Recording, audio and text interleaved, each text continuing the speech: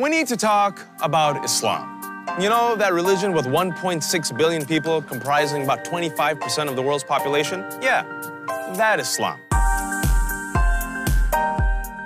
You see, Islam is currently the world's second largest religion. Christians, don't worry, you're still number one.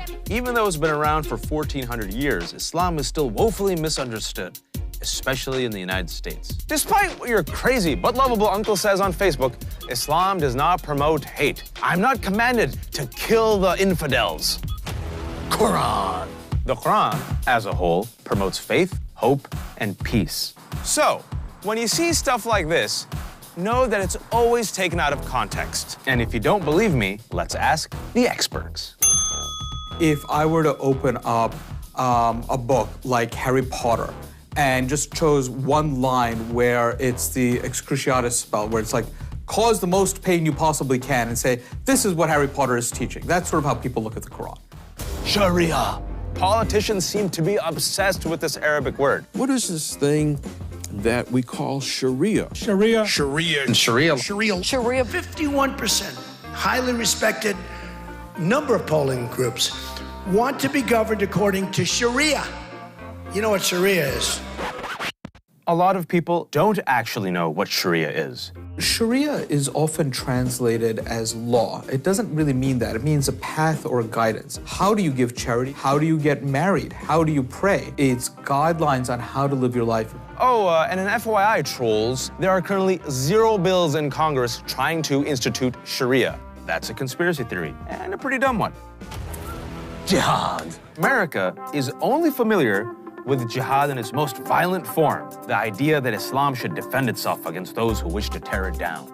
It's an Arabic word that means exerted effort or struggle to better oneself.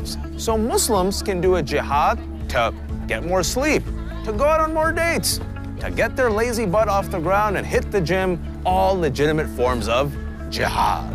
Hijab. There is a strange, sick obsession with Muslim women who cover their hair. The internet is filled with images and commentary about Muslim women fashion and appearances written by people who frankly don't understand it or are afraid of it.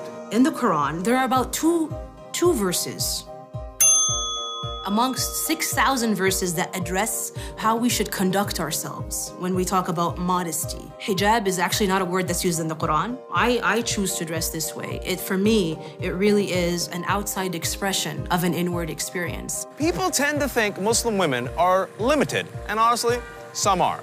However, reality check. There have been way more female heads of state in Muslim countries than in the United States.